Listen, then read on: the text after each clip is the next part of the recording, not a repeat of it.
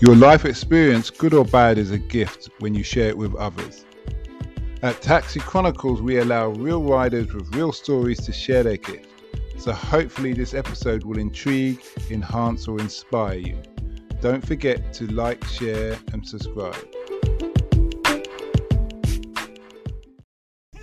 Morning. Yes, we're back with another rider, another story. Today we have the lovely Hannah in the house. She's a very jolly, lovely lady. She's got in the car and she's asked me about the podcast straight away. So she's an avid climber.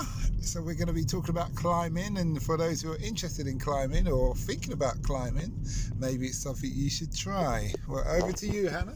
Nice to meet you today. Okay, thank you. So when did you realise you had a love for climbing? I actually first started doing it because as a child I was afraid of heights and my dad told me I should go to a climbing wall. Still a little bit afraid of heights, if I'm honest with you, but I enjoy the process. It's sort of, it makes you strain your muscles, but you also have to think while you're doing it. You don't want to fall? No, you don't want to fall. Okay, that's interesting what your father said, because the heights has never been my strong point, and I did realise that if you approach something like take a little bit of poison every day, then you will kind of get more comfortable. Yeah. You see what I mean? So what have you learned about the climbing industry that you wish you knew when you had started? I wish I knew when I started. How expensive it is. No, it's not. It's not that bad. It just can be. Some people it's like with any sport, I guess. Some people like to have all of the gadgets, don't they? But it's not actually that bad, because you can, as long as you've got. Actually, I was going to say as long as you've got hands and feet, but I actually know someone who does it with one leg. Yeah. So it actually is quite accessible. Are you a lady who loves to have all the gadgets in? Not really.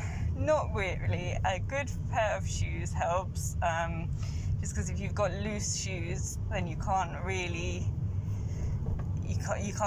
use your toes to get a good grip on anything, if that makes sense. So a good pair of shoes helps, but beyond that, you don't need that much. Just sort of the basic minimum to keep you safe. Depends how high you're going, I guess. Where would you go to get a good pair of shoes, and how much are you looking at? Well, I've seen them go sort of for like £300, but you don't really need that. Especially not as a beginner. You wouldn't get any advantage for that. Only if you were doing competitions and winning money is it worth to spend money on that. Probably you're looking at sort of £40-50, to be honest, for something that will serve you quite well for a couple of years. So correct me if I'm wrong, this climbing is scaling up a cliff face and things like that? It's things like that. Are you doing it with aid, like with a line? So there's you either have lead climbing or you have bouldering. So lead climbing it's called, or bouldering. So lead climbing, you have the rope. You have the rope, like you might have seen on TV or whatever. Bouldering, you tend to go maybe like you'll only be like 6 to 8 feet, maybe 10 feet up, and you'll just have a crash mat and that's it. Okay, so this is all like what you're talking about is indoors now. So that I do more indoors, to be honest, but you can. I know people that go down to the beach in Bournemouth and they take one with them. They've got a roll up, almost like a massive yoga mat, and they take it with them to the beach. What exercises do you specifically do? So I met a guy who practiced doing pull-ups with his fingers. Yeah. That is a good one. You can do that. If you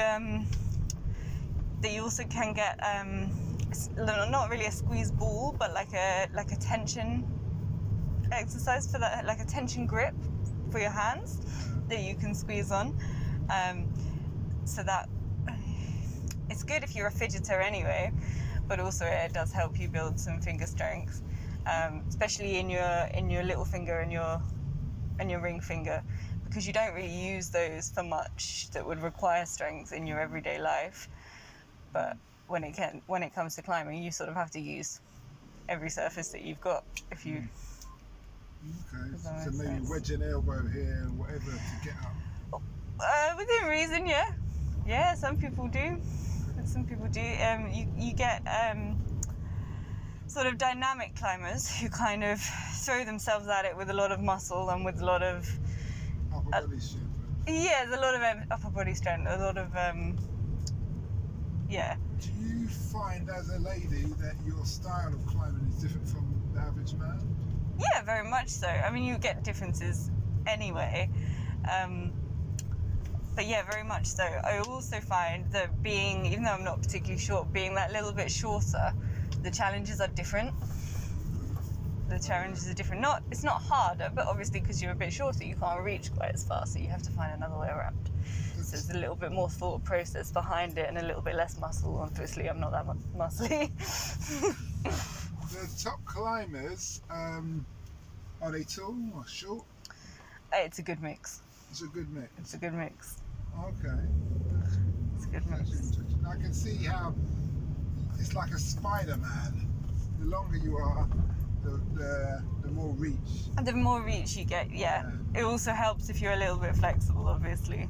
Yeah, speaking about flexibility, do you do yoga or any I specific don't stretching? really do yoga. Yeah.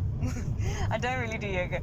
I do stretch a little bit before I get started, but I mean, for me it's a hobby anyway. Okay. What are the kind of, have you ever had injuries based on the sport?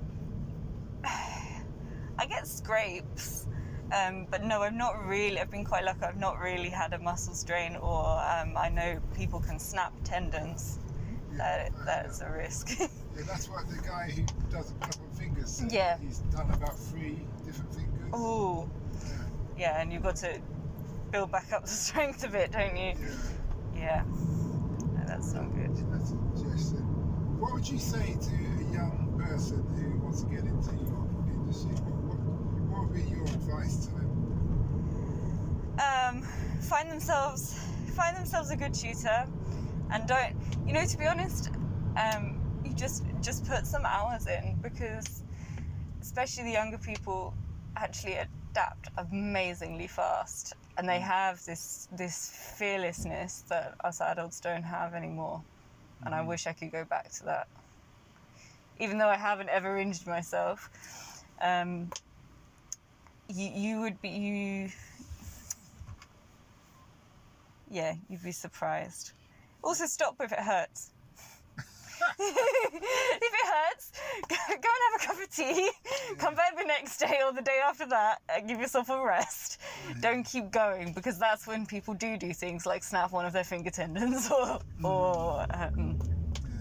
So I see why stretching and probably swimming and stuff would help you. Swimming would probably help really well, actually. Do you swim? No. Okay. So how long have you been doing this overall? Well, like I say, it's a hobby, but on and off, maybe sort of 10 years or so. You've got a good wealth of experience. Yeah. I mean, I didn't go to any centre or anything last year during the lockdowns, but I used to live in Stratford. Yeah. And down where the Litpit village is, I used to live across the road from there. They have all these outdoor climbing walls. Yeah. That the kids people can just go along. It's like you climb up and then you go across and you have to find your way. I tried that. I gave up after the first. I'm probably a bit too heavy. What was wrong with it? You felt like you were too heavy? Yeah, well, it's just like, this is quite... You have to kind of keep close to the wall and go along. There is a little bit of balance to it, yeah, that's the disadvantage to being a bit heavier with a bit more muscle, is that then you don't necessarily have the balance. No offence. Right. No offence. It's also, gravity's not on your side. If you're heavy and you're being pulled away, you're trying to cling with your fingers. Yeah. Builder fingers. Unless you, Yeah. yeah. Sure. Yeah, I suppose so. Did you enjoy it though, even though you gave up? It was okay. I had to do it when I was in the military. Yeah? Yeah, so when we was in the military, I had to do it, and that's when I realised if I had to do this, we also had to do abseiling and stuff.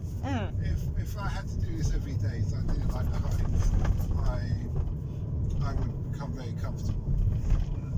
So where have you climbed that's outdoors? You were speaking about Wales earlier. Yeah, I can't remember the place, but we did it's called a river traverse. So we started at the bottom of this river valley and worked our way up along the sides, and we did some cliffs as well somewhere near Snowdonia. I don't remember the name of the town. Okay. But that was great fun. So that was that was a bit sort of the sideways stuff, I suppose, like you were saying, rather than up a cliff face, sort of along a cliff face, if that makes sense. Would you, I don't know if you've got children or not, would you encourage your children to do this sport? Yeah, I don't have children, but hopefully one day I will, and I would love to take them climbing. I've seen at the White Spider in Kingston, I've seen plenty of people bring their kids with them, and I think it's a really friendly environment. So yeah, of course. Overcome challenges. Yeah. Mentally smash mental boundaries. Yeah, that's what I enjoy about it. It's you have to think as well. It's not like going for a jog where your mind can be elsewhere for most of it. Oh yeah, I see. Yeah, which is great. Wonder what happened there? Yeah, you can just drift off and think about something else if you're going for a run, which is brilliant if that's what you're in the mood for. But with climbing, you really do have to sort of plan your route, think about where you're going and what you're doing all the time. Yeah, I hear you. So you've been a great guest. Thank you very much. Last two questions. Okay. First one is, what's the impact you want to have on the world? Oh, that's a strong one.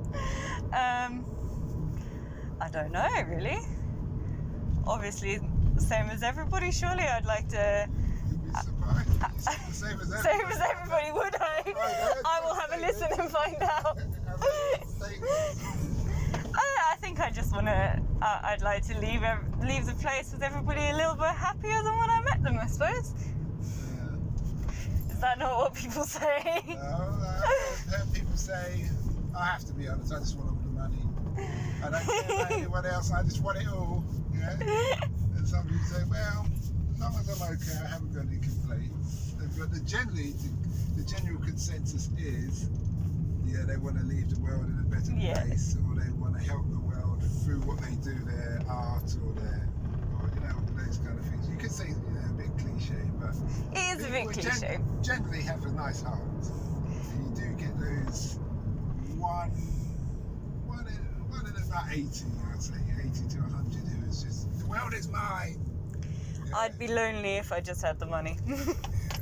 Some people don't see it like that, but I hear what you're saying. I do hear what you're saying. The other question is, what does the future hold for you? What does the future hold for me? We will have to find out, won't we? Do you see yourself climbing in your old age? Into my old age? Trying to get out there with your Zimmer frame? If I can, yeah, I suppose. If I have children who are engaged with it, then absolutely, yeah, I would love to. I would love to come up. You're doing it wrong, let me show you. Nah. Well, maybe, actually. We'll see. Not one of those mums who's pregnant, 9 months pregnant, trying to scare the wall. No. Well, I don't know. We'll see. Have you ever seen that? What mum is pregnant? Probably be hard. Not that's obviously... Not that's obviously very pregnant, but Smaller. I don't know. I haven't. Early days. I have heard that women who go to the gym a lot anyway tend to have smaller bumps, just because of the way their stomach muscles are.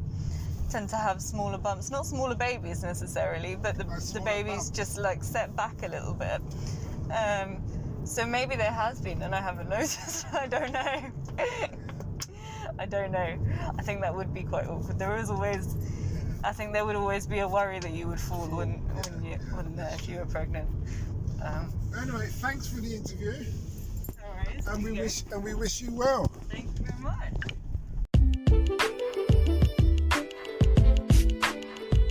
We hope you liked that Taxi Chronicles interview. Don't forget to share and subscribe to get the latest episode. Ever considered investing in the continent with the fastest growing economies and population on Earth?